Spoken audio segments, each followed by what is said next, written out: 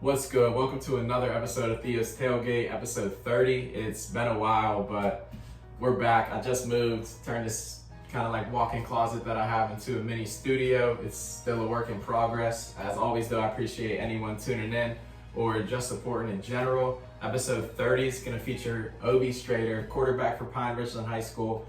He's got a big game this weekend against Central Catholic. It's the game of the week across all the local networks. Oobi's also got offers from Syracuse, multiple MAC programs, Sacramento State, and several other Division I programs as well. He's a big-time dual-threat quarterback over at Pine Richland. He's also the younger brother of Aaron Strader. Aaron was featured in episodes 19 and 24, I believe.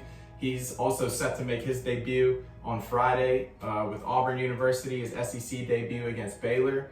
That game's going to start at 8. This game's going to start at 7:30, so the brothers will have a little bit of a conflict, won't be able to tune into each other, but without any further ado, let's tune in. Perhaps 2:20 to go in their season. They're going to put the ball in the hands of, I believe, Oobi Strader, their freshman quarterback. Strader's got to get the first down. He angles with a run to the right to the 25. He's out of bounds. I can tell you, this freshman is not rattled one iota. Here's the snap. Strader rolling to the left. Strader being pursued. Strader going for the end zone. Did he get it? He did! 2 seconds to go. Oobi has scored. The game is tied. A 4-yard run. 2 seconds left. All right, so we got Oobi here, threw for over 240 yards and 2 TDs last week in his first win against Findlay. Started as a freshman, started as a sophomore. How excited are you for this junior campaign, bro? I'm real excited. This is probably gonna be my best season yet, so far at least. But I feel like I'm real ready. I'm gonna get this state championship. Pine Richland, you guys got the big fan section. Pine takes football seriously.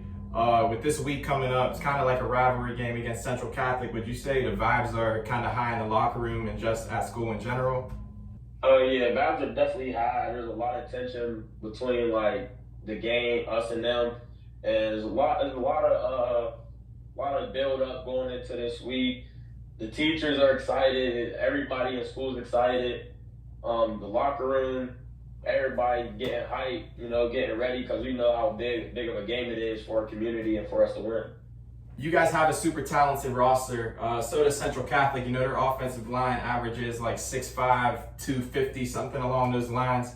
But your offensive line has numerous 4-stars on it. You know what I mean? You got a big-time center up front. How much do those guys kind of tie into your success? They make up all my success for real, because without them, I'm not able to do anything. I can't run the ball, can't throw the ball, not able to do the things I'm doing. So I really appreciate those guys up front doing the dirty work for me, and then after that, everything just falls into place from there. And over the offseason, you guys added 4-star Khalil Taylor to the roster. There's been some news and some buzz on Twitter about him playing this week. Is that true? Yeah, he'll be playing. He'll be active, but I don't know how ready he is and his limitations this week. So we'll have to stay tuned for that. But he'll definitely be on the field. And then outside of him, you've got 4-star Florida State commit Timmons that you're throwing the rock to. Last week you had over 100 yards just to Lane himself. How fortunate are you to kind of be throwing the rock across the field to those guys? Very fortunate. Those are guys that are going to make plays, get open for me, and make the catches that they need to make to get to move the ball down the field, get first down, score. And they're guys that are like, even they can take the short stuff and they'll take it for like 60. Those are guys that I'm very fortunate to have, and those are just guys that are going to get my stats and make me look good. For sure. Speaking of making yourself look good, you've done a good job of doing that, bro. Would you consider yourself a true dual threat quarterback, or do you like to be known as just a pocket passer? Or what does that look like for you? I definitely would say I'm a true dual threat, because if my team needs me to be a runner that day or that game, or they need me to be a passer that game, I can do both. Like last year in the Central game, they needed me to do both. I had 200 passing yards, also 100 rushing yards with a touchdown on both ends, rushing and passing. So I feel like I'm a true dual threat, and I can do it all. Speaking of that game last year against Central, bro, you threw for 200, ran for over 100. In a comeback victory that was big time. You guys upset them then. Walk me kind of through what was going through your mind in that comeback dub. So basically we went down 11-0, and there was a lightning delay, which pushed the game back 30 minutes. And, you know, me and my offensive coordinator, we were going over stuff, talking about what we see, making some changes to our game plan and stuff. And after that, we came out. It was just like, after that, everything was falling into place. We were moving the ball down the field. We were being efficient. Everything was working nice. And you've led a lot of big-time drives. This may be a goofy question, but do you have a favorite drive off the top of your head? I know you, freshman year, sent your team to the championship against Penn Hills with the game-winning drive. Obviously, the comeback dub against Central. First drive down the field your freshman year. You know what I mean? The list could go on, but what were you thinking? I'm thinking the Penn Hills game my freshman year was definitely my favorite drive. You know, especially because I used to go to Penn Hills. My brother went to Penn Hills. I've been in their school district for a lot of my life. It was a big game. Didn't want to lose at all. So going against the guys that I've been seeing my whole life and playing against them, like it was a great feeling, you know. And then to take my team back to the championship where we were the previous year before I was there. And then recruiting wise, bro, you kind of put yourself on a map throughout the past 2 seasons. Received numerous offers. Can you list all your offers off the top of your head? Yeah. Marshall, Syracuse, Miami, Ohio, Kent State, Akron, Sacramento State. On this one, and Central Michigan, my first one, Central Michigan. Any visits lined up, anything of that nature? I do have a visit lined up right now, a game day visit with Toledo for September 6th versus Western Kentucky. That's all I have right now because my schedule is kind of shaky right now with my brother playing college football too, so it's kind of hard. So you guys play at 7:30 tomorrow night. Your brother Rayon and Auburn are going to take on Baylor at 8 o'clock tomorrow night. How exciting is that and dope just to have an older brother that's doing big things like that, you know what I mean? It's great, you know. He's a great role model for me. He's always been putting in extra work while nobody else was looking. He's always been that type of guy. And I feel like this year is like the year that he gets to display his talents and all his hard work on the biggest stage of them all. You know, he's going against a great team in Baylor, and I feel like he's just going to show up, do his job, and do what he needs to do. Yeah, and then obviously games are at the same time. You got to lock in on your own game. He has to lock in on his own game. But you got any idea what your parents might be doing? I seen your pops made a tweet about it earlier this week, saying he was still stuck in the middle. I don't think he got a flight set up, so I definitely think he'll be at my game. But he'll definitely have his phone or somebody else's phone, like on ESPN or something, watching the game, making sure he's doing what he needs to do. And myself, I know I'm going to be checking the score and checking my messages at halftime, making sure he's doing what he needs to do too. For sure. And then we just talked about your pops. He played at Duquesne. Your brother's at Auburn. You, high-level quarterback right now, just a little younger, still in high school. Would you say football kind of runs in your family? I would definitely say it runs in my family. You know, my dad, I think he was the first person in my family ever to go to college. But for him to go D1, and then my brother, I feel like it's just a tradition that we're creating right now. And then speaking of college football, we talked about that dominant O-line you got up front. Those guys are heading all over the country. You want to kind of talk about their offers? Yeah, we have most notable left guard, John Perrin, he's going to Pitt. My right tackle, Braylon Price is going to William & Mary. Center, Dejor Webb, he has I think 3 or 4 offers right now. And my right guard, he doesn't have any offers, but he's a dog, and coaches definitely need to get out on Dylan Turkin. And my left tackle, he's also a dog, Luke Bernesser. They need to get at him too.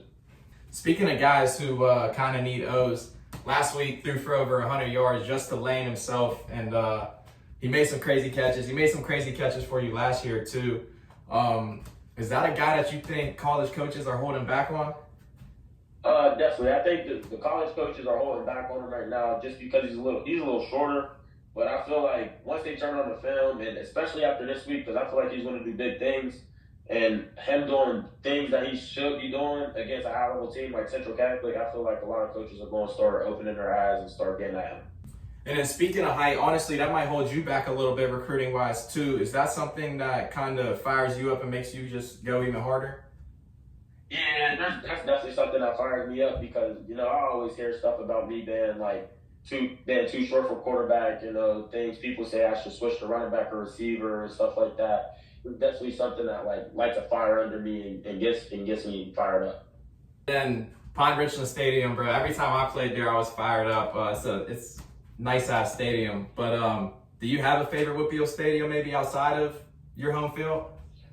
Outside of my home field, I would probably say North Hills. I do like their stadium. Their stadium's very nice.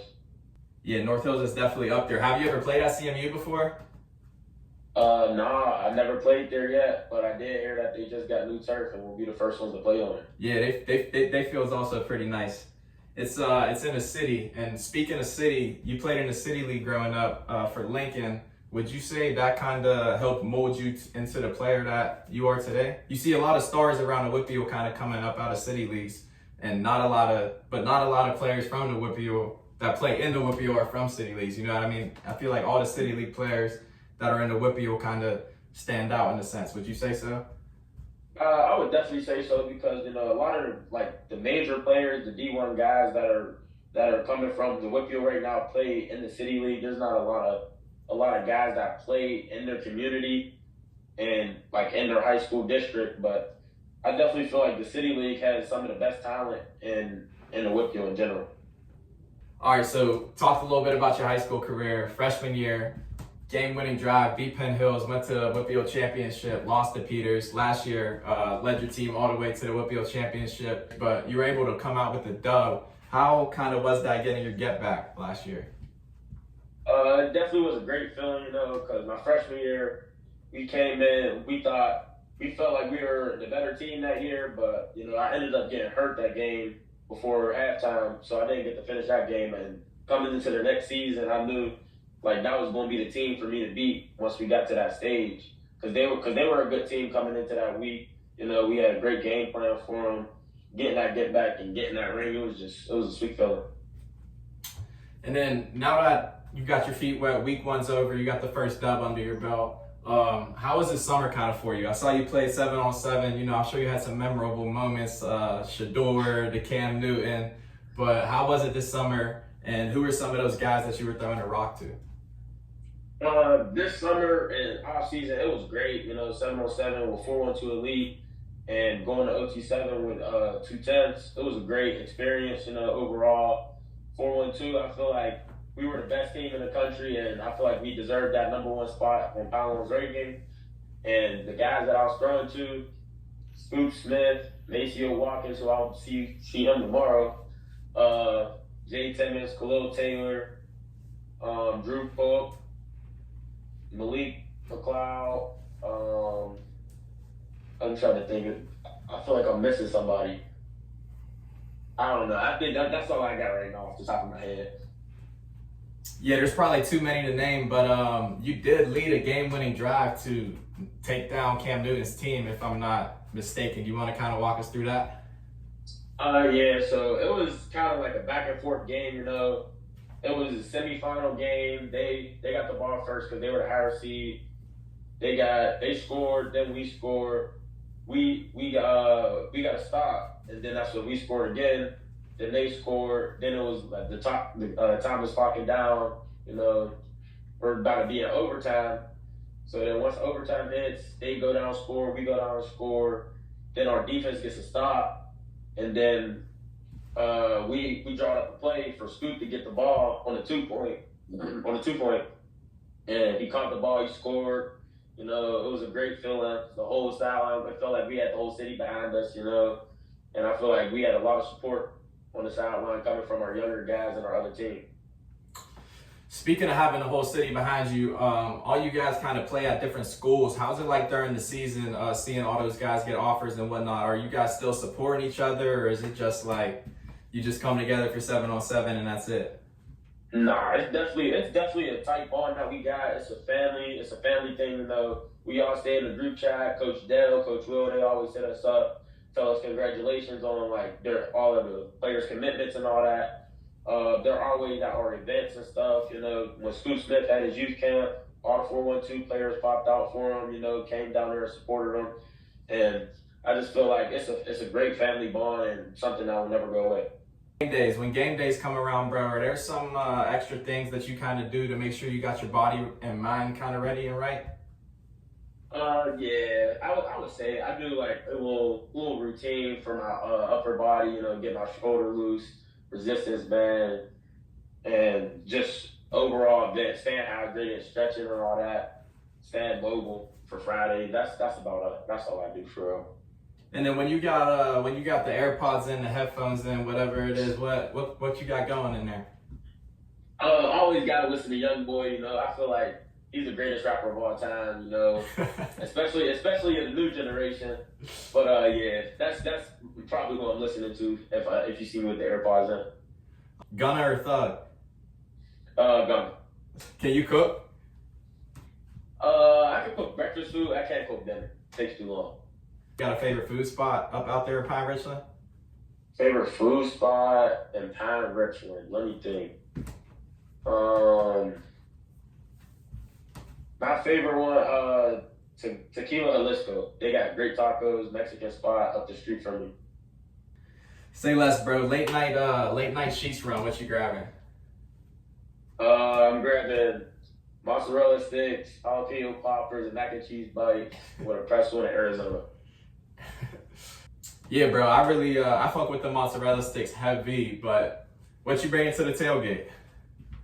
I'm definitely bringing nachos and cheese, and I'm definitely going to take care of all the drinks and bring the energy for sure. Say less. Hey, Obi, I appreciate you getting with me, bro. Of course, appreciate you.